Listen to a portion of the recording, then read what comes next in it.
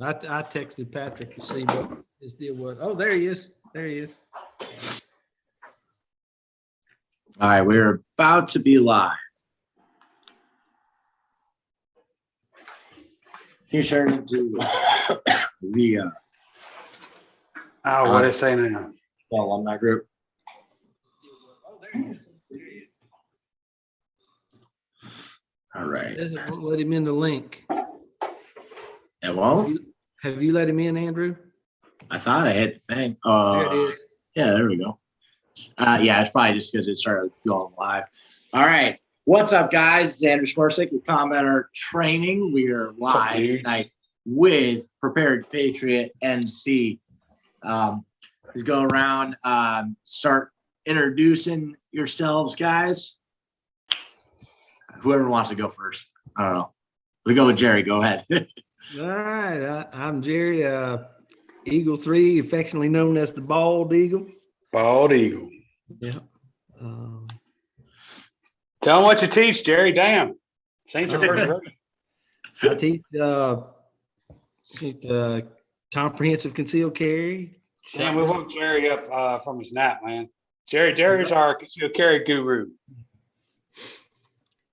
So, he's yeah, old. anything and everything that they want me to. Then So just got it. Here's the thing. I started teaching concealed carry, the basic concealed carry, a little over 10 years ago.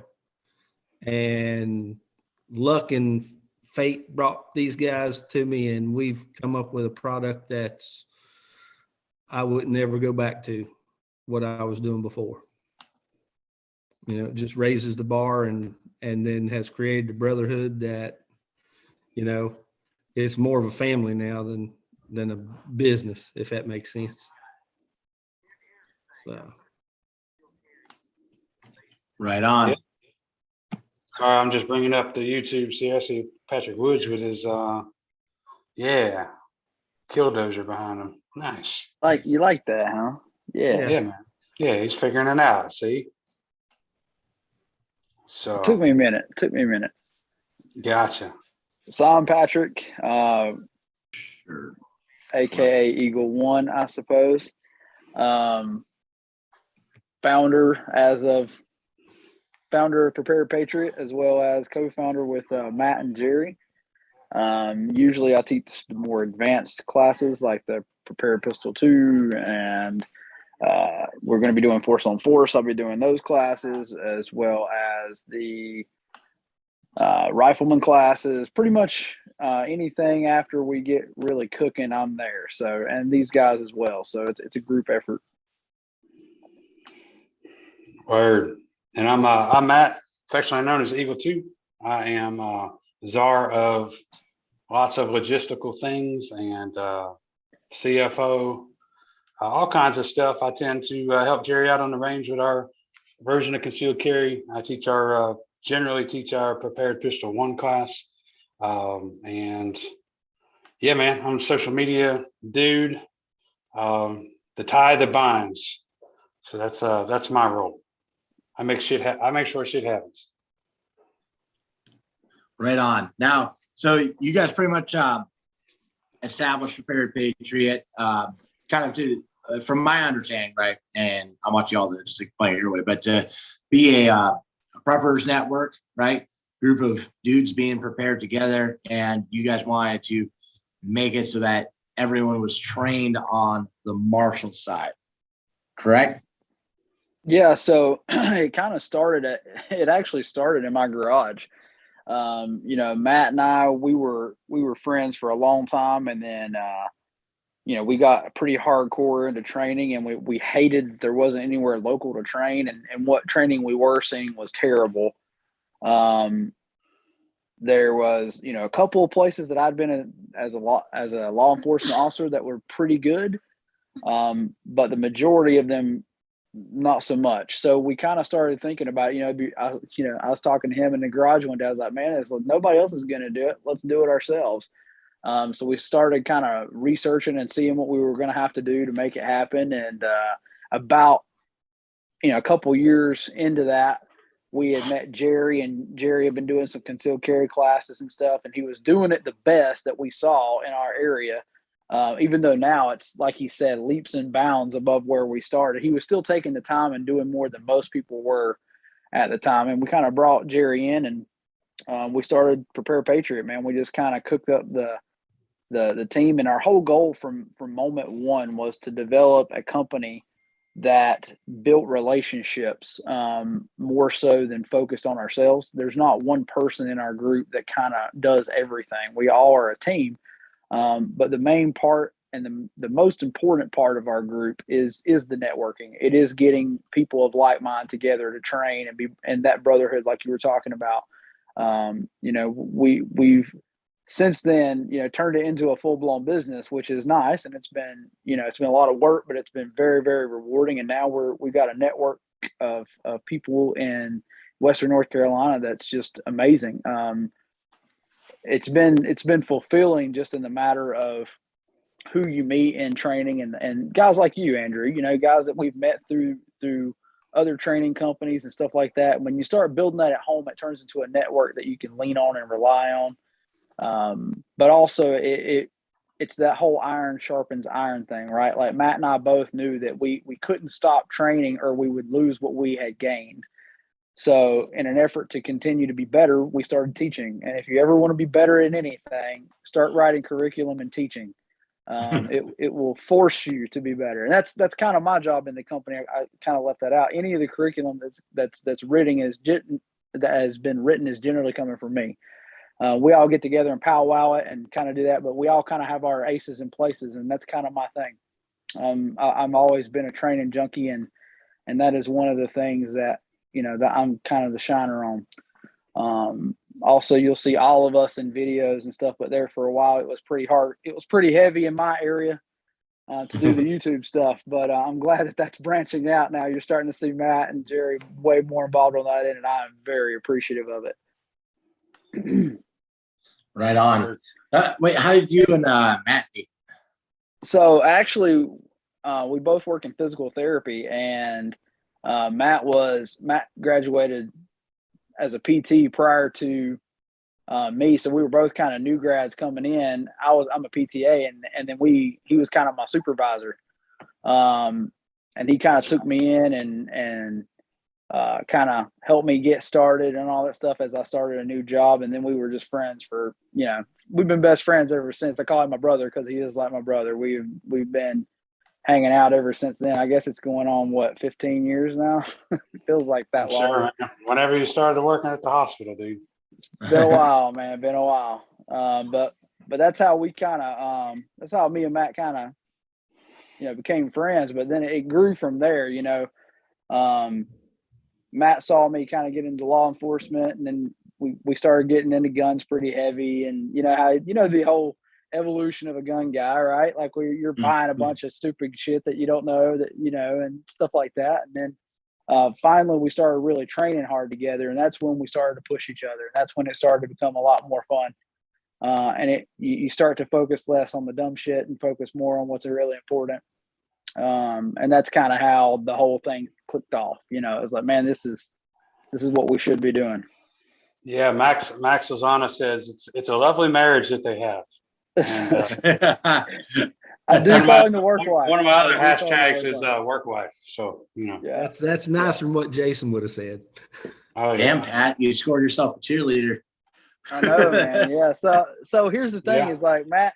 Whenever shit's going on in the company, Matt is the guy that knows the things, right?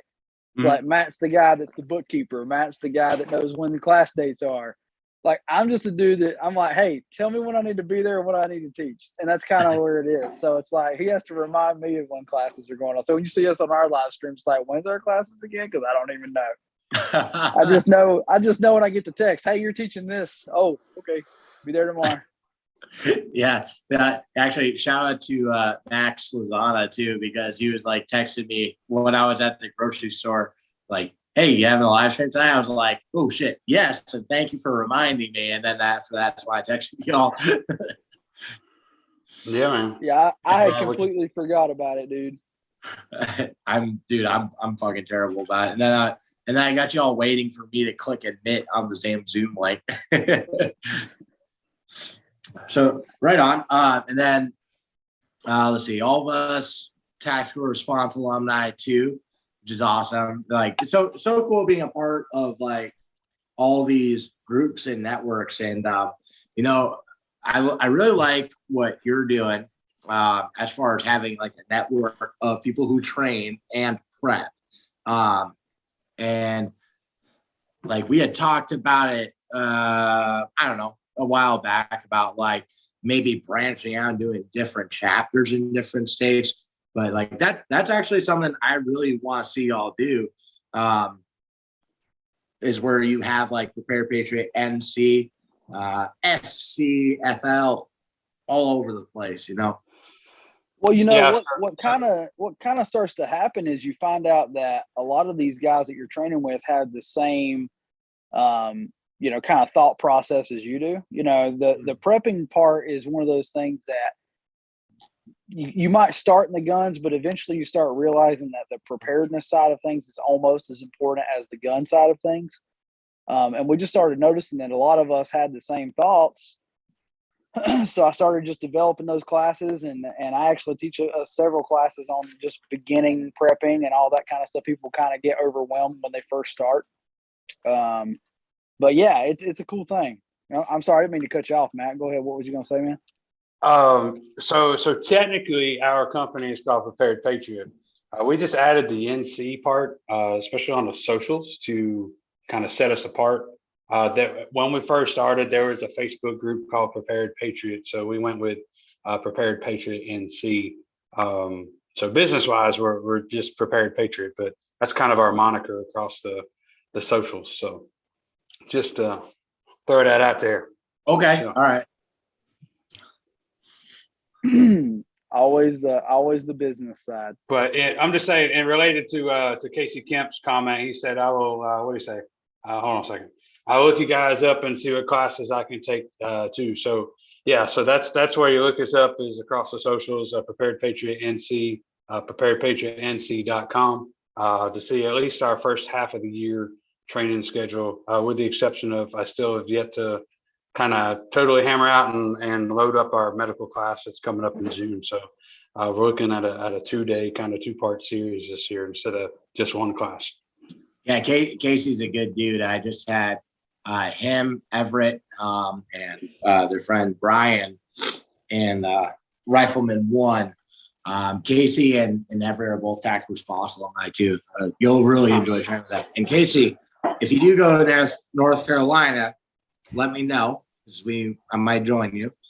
I really want to do their medical and low light, and they just got a shotgun class going on, which I believe, Jerry, that's your baby, right?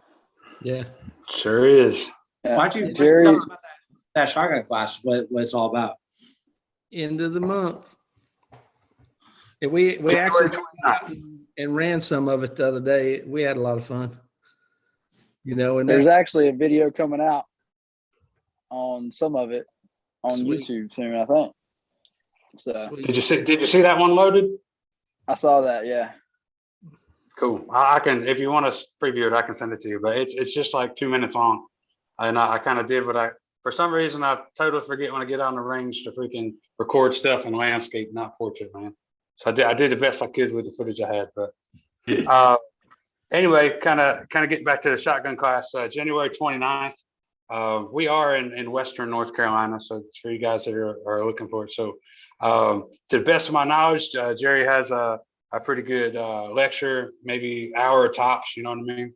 It's going to always include the firearm safety rules and then talk about some of the things that are pertinent to shotgun, running a shotgun. And then we get out to the range and it's just going to be basically all about keeping that bad boy fed and things of that nature. So as a group, we decided to not really include shotgun to pistol transitions. The way we thought about it was, you know, if you're hear a bump in the night, you're probably going to be in your skivvies. You're probably going to grab a shotgun and whatever you got connected to it. Hopefully you got a tourniquet on your sling and kind of roll with what you got. So we just kind of elected to go with the That shotgun. Go ahead, Joe. We changed up the rifle classes to be a 2-day class, which it was meant to be from the beginning anyway. And it has those transitions in them. The transitions are the same. So, we'll make. We were just trying to streamline it for our current students that are going to be taking it for sure. And then there's also 2 philosophies, right? So there's the people that like Matt are talking about who we were kind of thinking about is those people that are like, well, I got a shotgun and that's what they're going to use kind of guys. You know what I mean? Like if you've already taken a rifle class, this is almost like a supplemental class on how to run a shotgun. If you've not ever taken a rifle class, you're still going to know how to run a shotgun. I mean, but it's basically very shotgun centric and no extra stuff kind of thrown in there. Mainly just to keep it within that 1-day window. We started finding that when we started adding in more stuff, it started pushing the time farther and farther out, longer than we needed it to be. So we figured that the guys that have already taken a rifle class, they can come and take the shotgun class and not need to see the transitions and stuff again. But yeah, it's a pretty fun class. Just watching Jerry running, it's going to be a blast. They're going to have a good time with it. And shotgun is that kind of class. You know what I mean? It's one of those classes that you come, you have a good time. You have a lot of fun shooting steel and stuff. It's a lot different than some of the other rifle classes you may take that are, sometimes a lot more technical. Shotgun's just generally a lot of fun. Right on. Yeah. So one thing with shotguns, like Jaeger talked about a lot, is it's more of a master's weapon, right? It is. Because usually when I would work at the gun store or when I'm like at the range, I'm working with a newer shooter, right? And just kind of explain what it takes to get good with which gun, right? I kind of go like, rifles are cheating, rifles are easy. There can be more problems like malfunctions and stuff, but overall, as far as shooting them, they're the easiest. Pistol, you gotta work on different stuff. Like you're gonna see every problem you have with accuracy with the pistol. You gotta be good at draw stroke. Most of your performance is heavily dependent on grip, I believe. Your grip cheats everything. If you got a good grip, you can kind of like, not that you should be sloppy with everything else, but a good grip fixes a lot of things. And then shotgun, it's like there's just more moving parts. Like, I mean, of course, a semi-auto, maybe not as much, but the way I look at is, keeping the tube fed. Then you have to learn how to do slug changeovers, combat loads, and then understanding like what your load with your shotgun does at what distance. And I think there's just kind of more to it, And we incorporate some of that into the class in what is your purpose? Yeah. With the shotgun. Because if your purpose is to defend inside your house, you're going to use different loads than what you would if you're using it as a truck gun. And then how your shotgun responds to different loads. Okay. What are your and then the other thing? I'm sorry. Sorry, go ahead. Well, I was going to say the other thing that's made it a little bit more complicated and complex is the new dual tube bullpup kind of design shotguns that we're seeing starting to kind of take root. There for a while, I kind of threw them off as a fad, and nobody's going to be running them things. But now that Smith & Wesson has brought out the MP12 prior to it going out with problems, I think they kind of solidified that being more of a staple in the market. And we're starting to see more and more people buy those. So learning to run the bullpup shotgun design is quite a bit different. And it takes a little bit more finesse and a little bit more training than a standard shotgun. But man, once you figure them out, they're pretty rock star. I mean, they work well. Yeah. Did you say that Smith & Wesson came out with some problems, or they've all been recalled? Yeah. A lot of them have been recalled. I don't think they're quite back out to the market yet. They were having problems with the barrel. So how Smith & Wesson is, they don't mess around. If it starts to mess up, they get one problem, they'll recall all of them just to kind of take take care of the issue.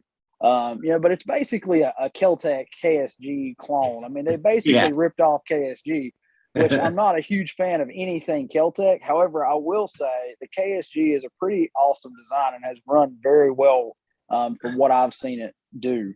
And I think them copying that design, and we're starting to see a couple other kind of manufacturers getting similar designs getting out. I think it's making shotguns a little bit more complex, which I could argue, and you could probably argue that maybe that's not a good thing. But there's also something to say about 14, 15 rounds of shotgun. That's a lot of shotgun. You can do a lot with that. I think it's complicated it quite a bit and made our training. That's kind of what we had to iron out in our training day this year was how are we going to incorporate that new design shotgun and make it run efficiently and correctly, because most of us all of us are pretty well versed probably in the standard shotgun and how to port load and do those things. But it really kind of changes the game when you start working with a bullpup. You got to learn some different techniques and some different things to make it work. Right. Yeah. So Max said all Keltec designs are innovative and forward thinking, but they fall apart. That's kind of, I've seen that as well all the time in most of their stuff. However, I will say I've beat the shit out of that KSG. I'm trying to break it on purpose because I want to see if it'll fail. And so far, man, it did great. It's holding up. Whose KSG is it? It's the KSG is the name of it. It's a Keltec KSG. No, I mean, which one of you own it? It's my dad's actually. Okay. My dad was a huge fan of it when it came out, and I kept telling him, "Don't buy it, don't buy it. It's a piece of shit. Buy something that's kind of standard issue that we know works." But he had to have it, so I was like, "Okay, well, if you're going to do that, I need to figure out how to be able to run it and how you can run it." And then once I've got it out and I've been beating the crap out of it, because I'd rather it break on me in training than on him when he needs it, And he told me that. He said, "Listen, go see if it works," So we beat the shit out of it and we put it through its paces, and so far it's holding up. Now the shit that he's got on it sucks, but let's just be, he's not quite where I want him to be. He's still dad though, so I gotta help him out. But that being said, it's held up, man, surprisingly well, and a surprisingly fun gun to mess around with. It was one of the few I picked up recently. I'm like, and I've had to really play with it to figure it out. But man, I think we kind of locked it in, and we know how to run that thing now. Yeah, it's one of those things where like I want to be like, go buy a Keltec, but I just am not, No, I typically don't. I typically tell people stay away from Keltec. It's pretty shitty, and that's why I said too. I don't think that design was ever going to fully take off until Smith & Wesson ripped it off. Once Smith & Wesson ripped it off and fixed a couple of things that I disliked about it, now it's kind of one of those things. If they can get it right, I think it takes the market, and I think you're going to start seeing more and more of them show up in your shotgun classes. Right on. Did you guys get those SOE shotgun rigs? Yes. The slings, with the slings. We didn't pick up the rig. I think we kind of decided that for us, it wasn't a have to kind of thing. I mean, they're nice rigs, but you don't really need to have them to run a shotgun. I mean, honestly, those, the same gun, so whatever. But like shotgun cards and stuff, this is one I just made for myself, but I got a bunch of SOE ones too. Those, they fit nicely in back pouches too, Yeah. I mean, I think the micro rig is sexy, but it looks good and it's cool. It's very got that cool factor. But I'll tell you, I'm getting, the older I get and the longer we're doing this, the more I'm trying to get away from specialized gear. And I know that sounds crazy, but it's like I kind of want to have things that are more universal, that I can make one recommendation and say this will definitely work. And let's be honest, like let's say you're running that KSG with 15 shotgun rounds in it, and then you add, maybe a card on the side. How much ammo can you carry shotgun wise is what I'm saying. 12 gauge buckshot is not light. And you already have 3 times more than most standard shotguns. I mean, it's kind of hard to say that you need a lot more on a rig for that. I mean, I'm all for having reloads. Don't hear me wrong, but to me, it's like we were talking about a minute ago. A shotgun has a very specialized role. You know what I mean? Like to me, it has a very specialized role that it's going to play.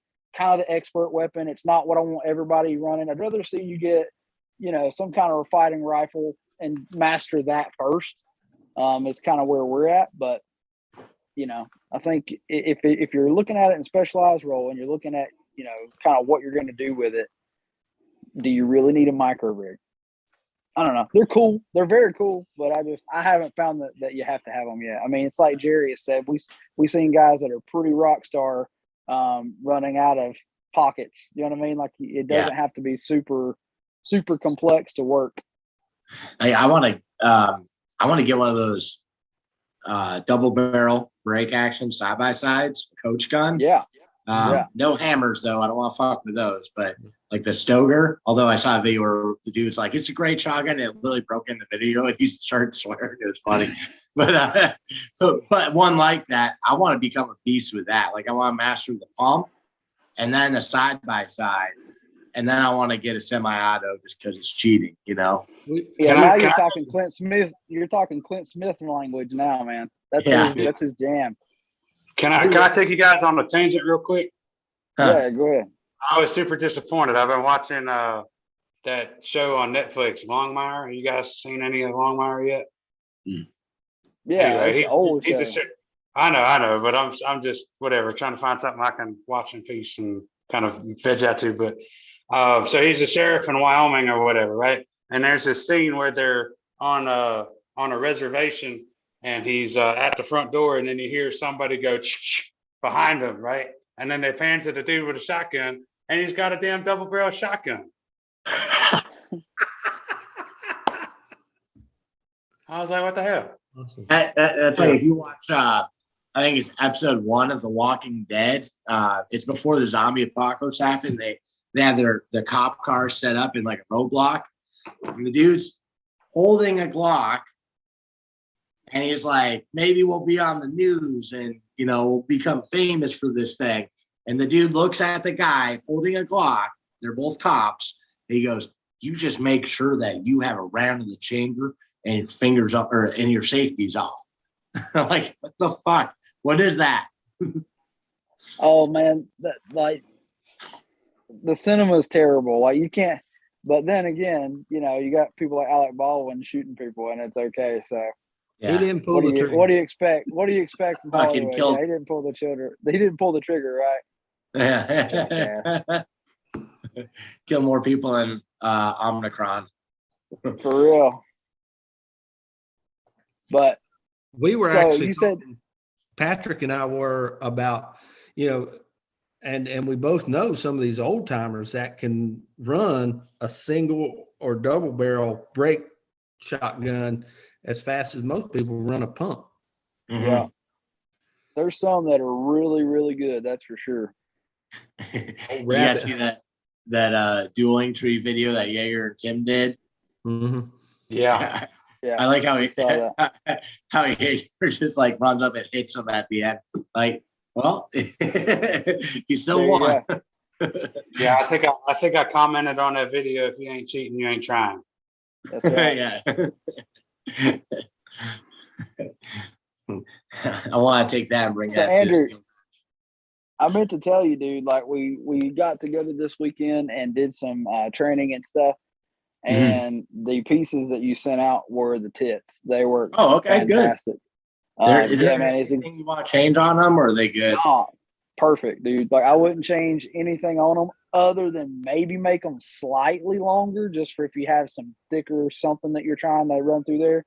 Like if you have multiple cables, or like the antenna that you see some of these guys running that looks like a wire rope. Okay. And then a tourniquet as well. It could get a little bulky, but for me, it was perfect because I have different things, and it worked great for me, dude. I mean, I wouldn't change anything. It was awesome. Cool. Yeah. Which plate carrier do you have again? It's that core plate carrier from Premier, which is it's now that I've got it lined out, it's awesome. But that was one of the things I thought that they could improve upon, which will be a video coming out Okay. We haven't recorded it yet, but your name will get dropped. I promise. We're going to be talking about how they should probably try to buy these pieces from you to put on their expensive ass plate carriers. That Oh, they said that? no, we're I'm going going to to say say that in the that. video. That's Oh, what I'm okay, going to say okay. in the Yeah, video. yeah. You know, you pay a premium price for these fantastic plate carriers, and you know this should come standard on it. Is what I'm saying. You know what I mean? For that price, they should be on there. Yeah, after so anyone who's watching this later on, after Prepared Patriot, and you guys should be subscribed to that, by the way, Prepared Patriot NC on YouTube. Yes. After that video has been dropped, I'll go ahead and put those things up on the website. Basically, it's a I don't have one with me, my bad, but it's a little piece that goes over a shoulder strap on that plate carrier that Patrick has, and you can put a rat's or a windlass style type tourniquet in there, or comm wires or whatever. Yeah, it's great for holding any kind of wiring that you got going across, stuff like that. It's phenomenal, man. It's exactly what I needed. And then after that, it kicked ass through all of the training over the weekend. I was super impressed with it. Now, I will say it was worth the money. Like, Premier is a fantastic armor company, and they're actually local to us. They're in is it Gastonia, North Carolina? Yeah, buddy. Yeah. Yeah, Gastonia, North Carolina, local company. Yeah, there you go. There's one of them. Oh, sweet.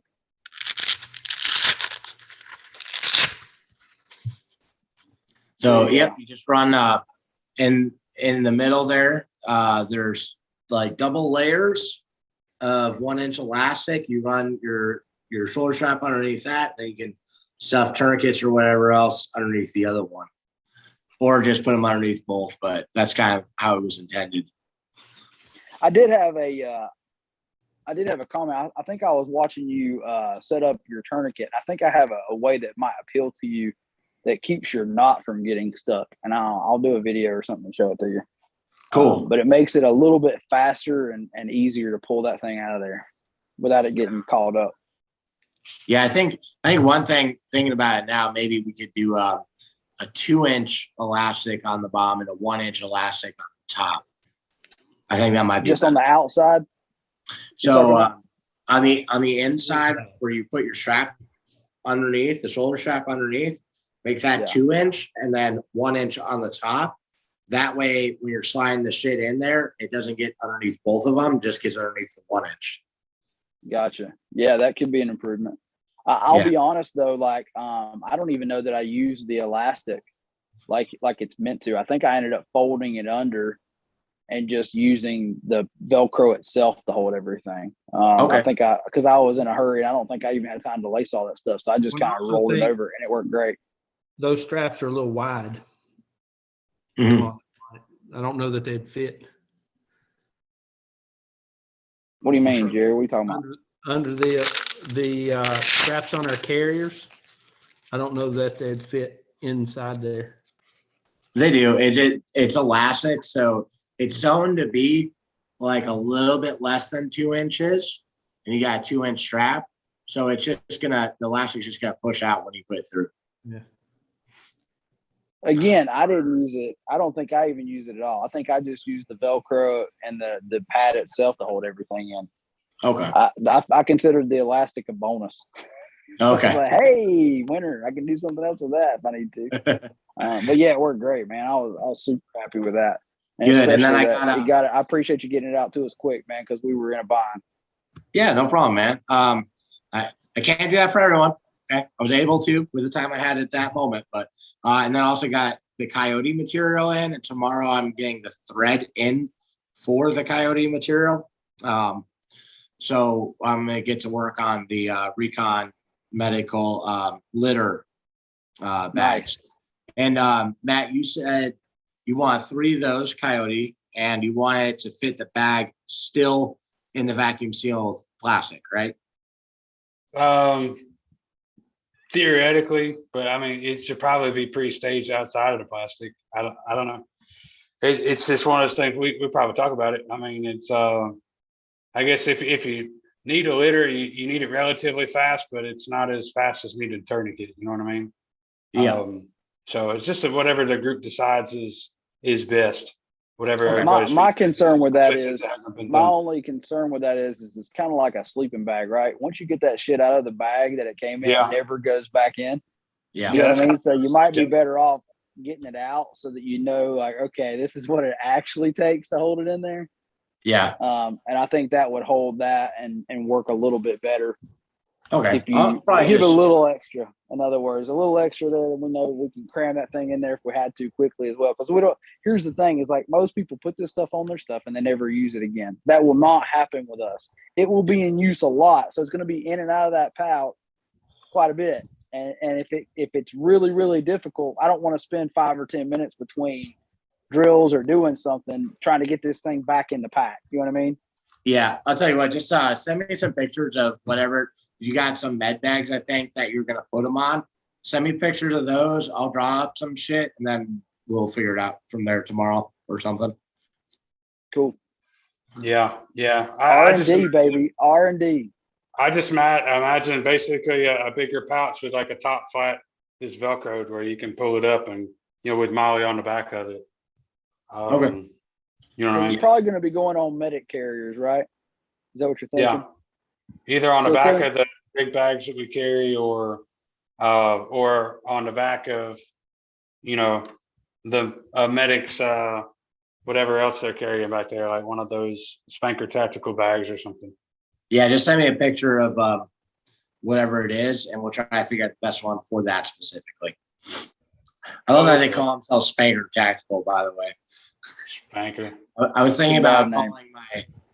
starting a nylon gear brand and call it Functional American Gear, and then just put the big acronym FAG at the top. That'd have been good. That's messed That'd up. have been good. I might. Sometimes they don't think about the name, do they? They don't think about it at all. Which I was thinking, you are a combat art training, right? So you're looking at CAT. So I mean, you kind of you got an acronym there. You know what I mean? I know, and I never even wanted like I thought that name was cool. I thought it sounded cool. And it didn't involve the word tactical, which everyone has used now, to the point where it's like people just talk shit on, like, literally you put a flashlight on your rifle and people are like, oh, you're tactical, huh? Like, well, I want to see that it's a bad guy that I'm shooting at. It's like, And hey, it's only daylight, 12 hours typically on average a day, right? Yeah. All these fucking conversations we've all ranted and started swearing over, like I'm about to start too. But it was also like, combat art, if I put, it's a martial art, gunfighting. And if I just put combat art, I can also later have someone teaching jujitsu, knife fighting, fucking, I can have people doing more shit that basically anytime you're in a confrontation, you're involved in combat. If someone's trying to drive you off the road, you're in vehicular combat, if someone I dig it. I like the name. and combat. So that's where it came from. Yeah, I dig the name. I think it's good. But then it did turn out to be an acronym CAT, which I was like, God, I hope no one notices that. But of course, everyone does. So Andrew, it looks like Casey was asking. I think I don't know if it was in relation into the plate carrier straps or the litter bags, whether they were on your website. Neither of those are yet. One thing is I know Casey wants those mag pouches too, which like I've got it. I'm gonna go sew after this. The mag pouches are pretty much good. I want to sew them one more time, make sure that there's nothing wrong with them. Like I made one I took to his class and it worked great. I was totally happy with it. And I've got another one on my kit that's stuffed with medical. So 2 on my belt, 1 horizontal in the front with medical, horizontal in the front with medical, then 1 for rifle mounted vertically. It works great. There's just one part I need to sew through again, like making a new one, make sure it goes right. Because I'm literally going through like close to fucking like over 10 layers of material at some point. So I have to make sure I can consistently make these. And he said his comment was in relation to the shoulder straps. Okay. So get to work. Yeah, if you need them, you got my number, man. Just go ahead, text me what you want, and we'll go over it.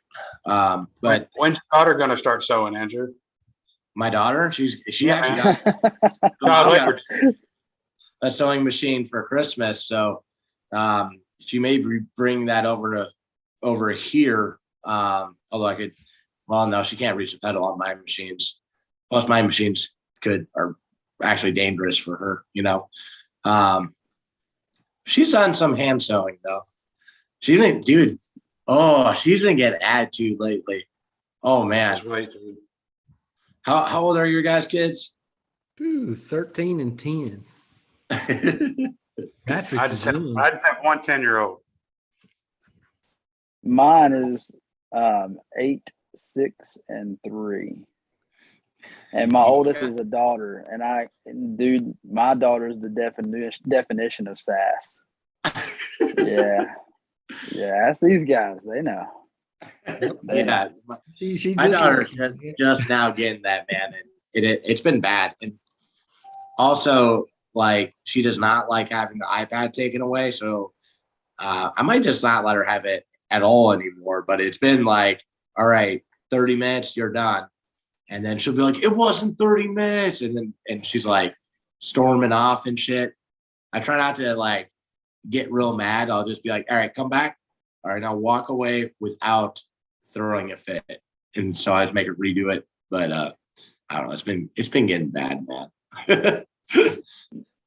Just wait, man. Just wait. Well, I think do you have an older daughter, Andrew? Is that who you're talking about? Yeah, yes. The younger one. I was messing around about your younger daughter. Yeah, my younger one, she doesn't want to do anything, man. She just fucking sleeps. Freeloader. Flies around on videos. I don't know. It's like my grandpa had 2 full-time jobs when he was her age, but yeah. That's fine. Yeah, my oldest is a 7-year-old. She's been having bad attitude. And the younger, the newborn, 4 months or 5 months now? 4 months. 4 months. Okay. Shut up. So Andrew, you know what the problem is? I don't need to know that. Yeah, I know I was there. Doesn't mean I like kept track of when it was or whatever. But she's, man, it's amazing. She's been super smiley, and even Ashley's got her giggling and stuff, and I can just be like, I love you, and she'll smile at me, and super great. cool, man. I forgot what that felt like with the newborn. Well, we've been through 3 of them pretty close together, and we're ready for some toddlers now. Like we're ready to get out of that kid stage and get on into the next one a little bit. It's been rough. I mean, we love them dearly, and it's rewarding, dude. But parenting is the hardest thing I've ever had to do. Yeah. Ever. All right, Andrew, you got a gun related question. Somebody asked red dot for CCW ? Okay, if you are a blind motherfucker, go for it. But if not, no. Red dots are great, and in 10 years, it's going to be normal for everyone to just have it on their concealed carry. And they're close to it, in my opinion. I think they're close to having it. But right now, I'm just going to say, no, you don't need it. You'll shoot better with it, all that. But my thing is that if you are using night vision, you need to have a red dot. It's so much nicer. Lasers are good too, but like that's where I really like the red dot. Then for concealed carry, it's not like there's a huge disadvantage to it. It's kind of like with a shotgun. You have to master it. You have to get really good with it. You have to take time and put it in on that. Once you do that with the red dot, you can go back to iron sights and you'll be even better with iron sights.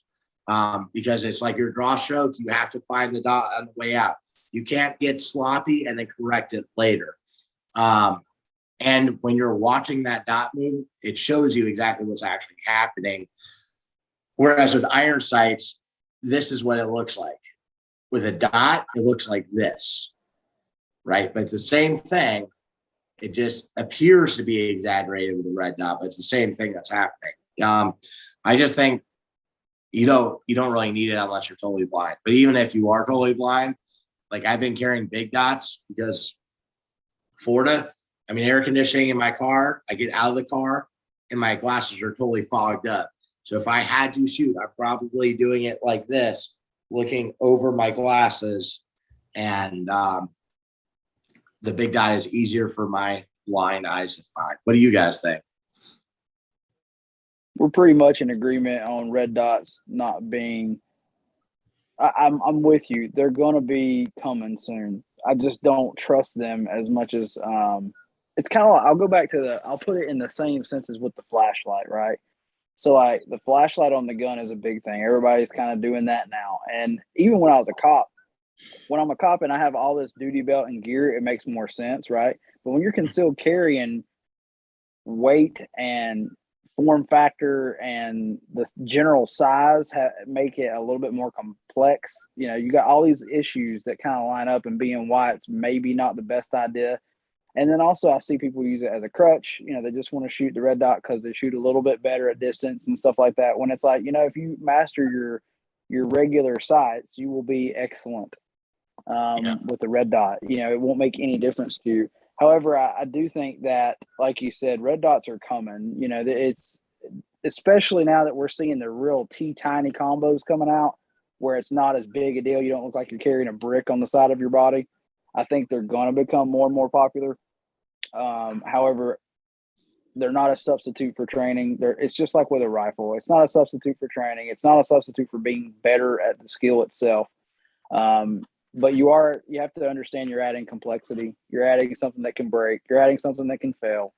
And I generally just don't think it's that needed, especially where people really see that come out is when they go take force on force classes. You start to kind of figure out that it's not as beneficial as maybe you thought it would be when you got to actually do the work. That's a good point too. Is like, okay, so if you haven't done force on force training, whatever money you're going to spend on a red dot, put that go do that force training and go do that first, and then make decisions. Yeah. And for the record, you know, like if you were to get into carrying a red dot right now, it's not like it's a bad move, but it's like, what things should you do before that? You know, there's a big, long, important list of shit you should put money and effort and time towards before a red dot on your pistol. It's kind of like I made that video, don't buy 300 blackout. Never say anything bad about the round other than it's overpriced and unavailable, right? You can get it, but there's this big, long list of shit that's way more important. Like how many dudes who own a red dot pistol or a 300 blackout or a 6.5 Creedmoor or whatever, you know, a cool thing. How many of those dudes out there are there that own that cool thing that cannot apply a tourniquet to themselves, much less without looking at it while they do? You know, or never taking a medical class in general. Like you said, that I would rather you put your money toward that. And that's kind of where we're at too. I think it gets the upper echelon when it shouldn't be. And that's kind of where we set as a company as well. And I do think that there's something to be said. Like if you are going to carry a red dot, you know, go out there and train with Modern Samurai. Go get with some of the guys that are expert in the field on a red dot. Shout out for Don Edwards too, as I did Don Edwards. There's another one. I did a pistol class with him, and me and one other guy had iron sights, and everyone else had red dots, so it pretty much became a red dot pistol class. So I took a red dot pistol class using iron sights. Yeah, and that's the thing is I think people don't realize that it does change a little bit when you draw, like in your draw. So not that much. If you're doing it correctly from the get-go with iron sights, it's like you said, there's a little bit more margin of error with iron sights.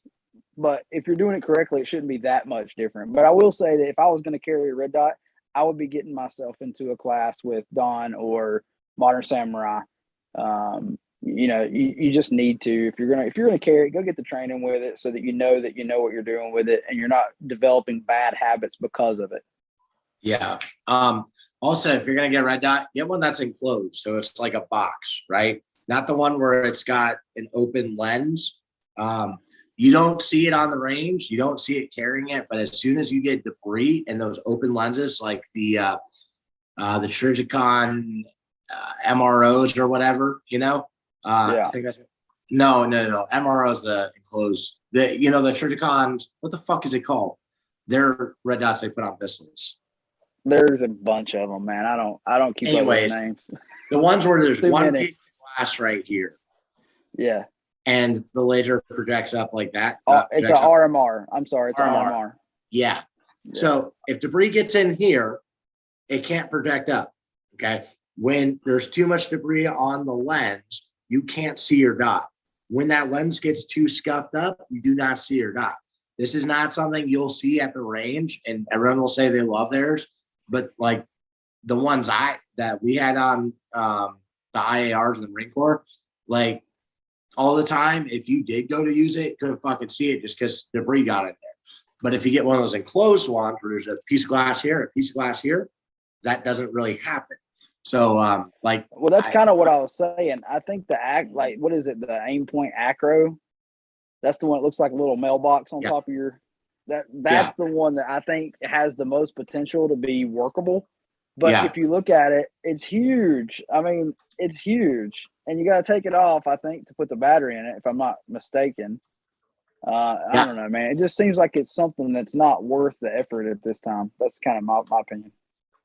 And I'm sure the internet will slaughter that. They hate that idea. It's red dots is the thing. I know. Just I get it. Hold your hate. I don't care. I really don't.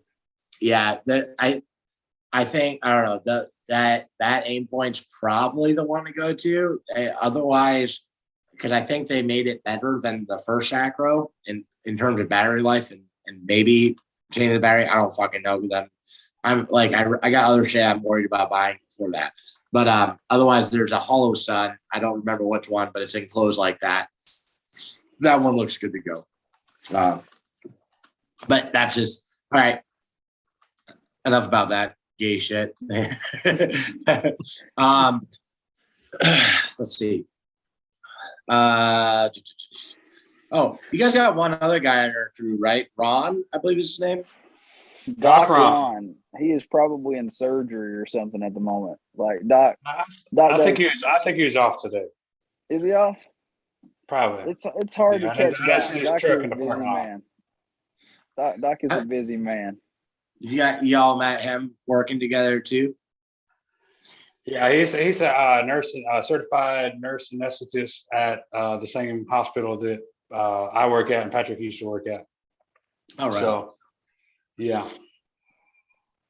So, yeah, there have been a few questions. Somebody asked, hey, do you guys have any knowledge on decent places offering pistol and rifle training around the New England area? And while you guys were on a tangent, I said, not sure who are good trainers up there behind enemy lines, but Tactical Response does make it as far north as Anvil, PA, to the best of my knowledge. And I'm pretty sure Green Line Tactical does do some classes up there as well.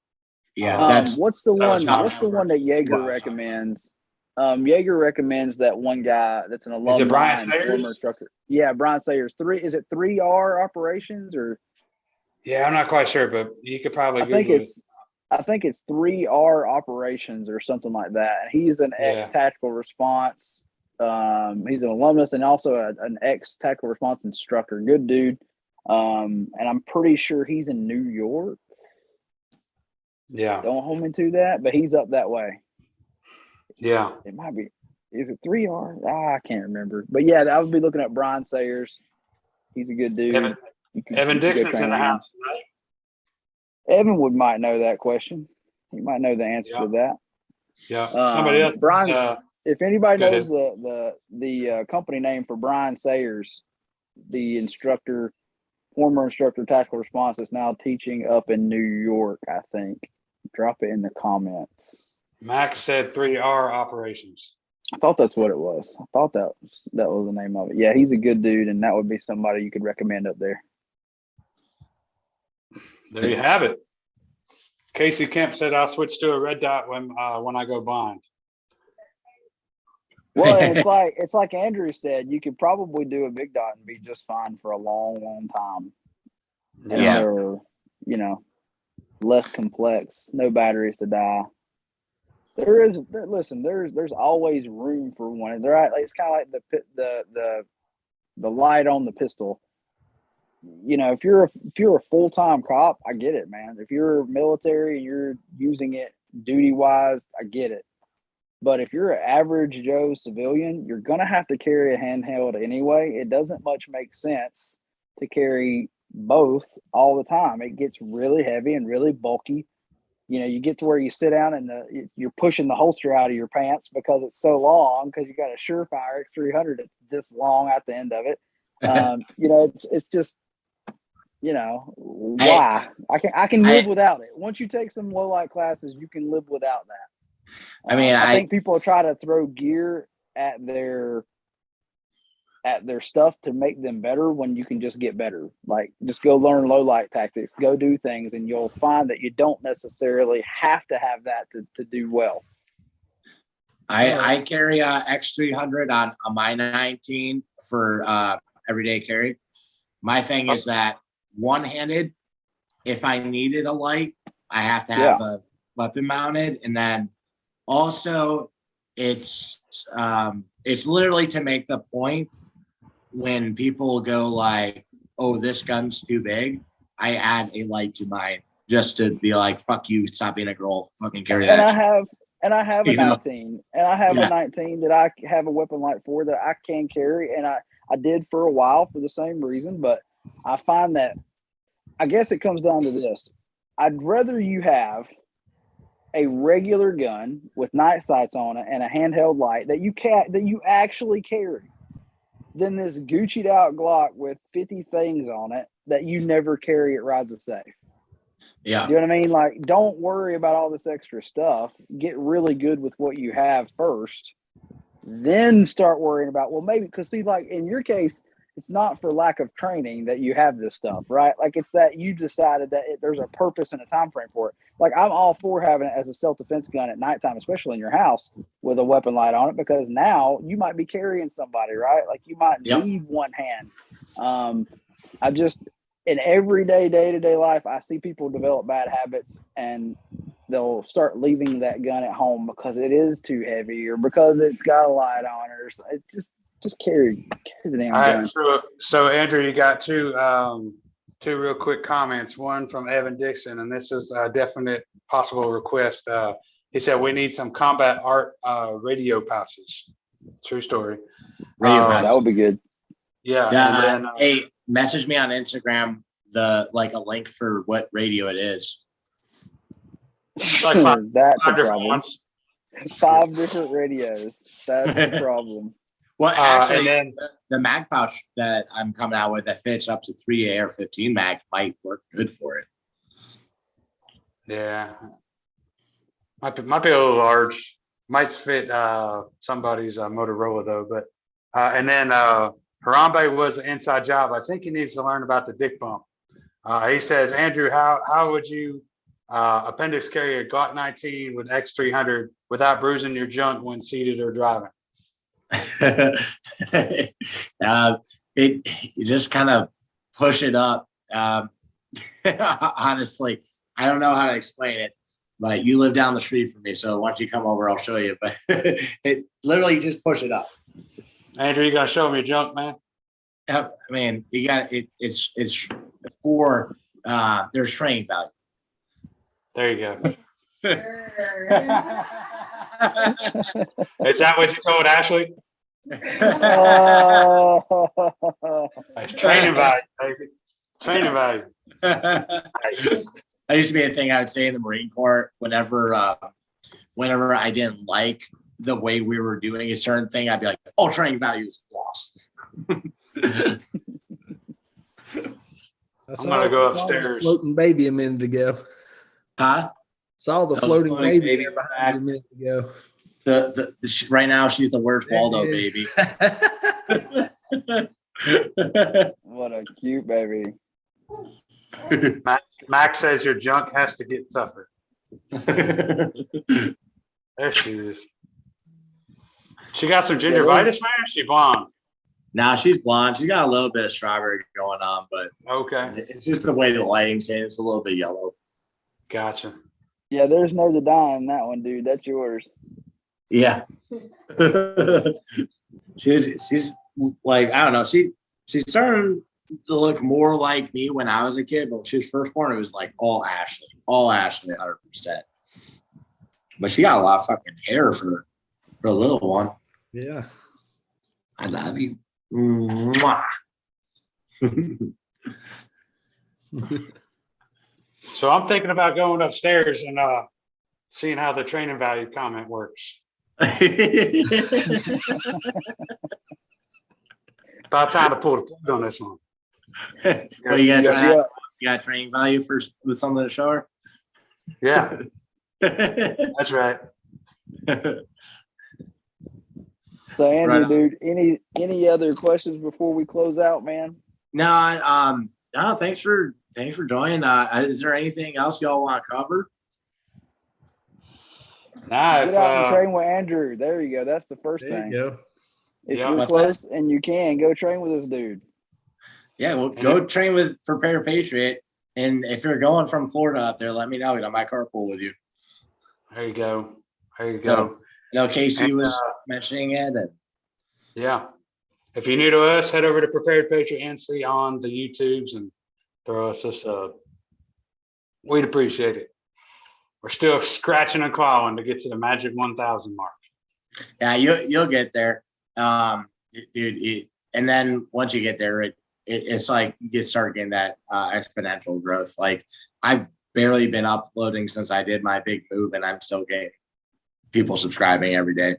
And like I said, piss people off. Like you make a video, say don't buy this or whatever, then people will have to watch it because they'll get mad, and then they'll comment, and then eventually you find out that they can't form a full idea, and you just keep commenting back and boost you in the algorithm. That's what I do every day. It's great. Yeah, we need to come up with some haterade videos for sure. Yeah, man. What's don't put red dots on your concealed carry pistol or something. Or what is one thing that you guys say that's pretty I don't know, against the grain? There's a lot, probably. I mean, it's kind of like we can come up with quite a few. It's kind of like the whole craze with the flashlights and the red dots and the extra Gucci shit that's like really not needed. We kind of rub people wrong with that, as I'm sure. And then I guess the most hate. Let's see, what's the most hate we've generated? Oh, there was a clip from the low light class that really pissed people off when I told them that this is not a shooting technique, it's a searching technique, and adding that kind of put a lot of people. You hear the FBI technique where it's up and it's they're so you won't get shot at the light and all that stuff. Oh yeah, people hate that. There's been some that have caused some hate for sure, but I think those have been mostly on the Twitter. And Twitter has grown like crazy. Like it's like, I don't know, 30,000-40,000 or something now. TikTok, man. Oh, I'm sorry, TikTok. Twitter's where the real nerds live. This is why Matt is in charge of all that shit, because I don't care. Like I just don't. I mean, if it grows, great. If it don't, I don't give a shit. It's mostly to meet guys like you and have our students involved. And people that want questions can come get them answered. But really, it doesn't matter to us that much. Yeah, I like. I'm pretty sure you guys are the only. Hey, knock it off. I'm pretty sure you guys are the only ones with a video on how to reset the tourniquet. Like I learned that at actual response, but fucking here's the thing: never learned that in the Marine Corps. Every time I've had a cop, someone from the military, even a medic in my classes, they did not know how to reset cat style tourniquet. Yeah. I'll say this because they don't train with them a lot. Yeah. You know what I mean? And hopefully we'll be the only ones with a how to port load your KSG shotgun. Oh, I'm interested in that. Yeah. I don't the shit. It's We real- got her It's real dad short. KS7, and I'm like, oh, I'm not sure how to run that effectively either. So A KSG7. yeah, it's a single tube. Yeah, it's the same, just single versus dual. Yeah, Yep. and it should work the same, I would think. So if Yeah. you watch the dual port or the dual tube KSG, it'll be similar. Okay, right on. Well, I'm excited to see that. Thank you guys so much for your time. Thank you for coming on, and like everything we've done together has been fucking great. We're working on those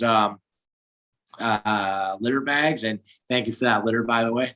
That's actually something I wanted to buy myself too, so I appreciate that. That's gonna stay in my vehicle. Yeah, Leonard. That's All right. So And don't forget the radio pouch, man. Start working, get with Evan and start collaborating Yeah. on the radio pouch. yeah, Evan, go ahead and message me on Instagram if you don't got that, Facebook, whatever. You can find me, message me that shit, and if I don't respond right away, just keep hitting me up because sometimes I don't look at it. And we'll try to figure something out. But all right, guys, thank you everyone for joining me. Thank you, Prepared Patriot. Make sure you go subscribe to their channel. Lots of great content on there, and they're continuing to put out good shit, and they're continuing to grow.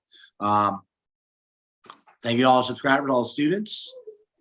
Keep fighting communism, and remember that training saves lives. That's right. Thanks for having us, man. Thank Appreciate you. it, man.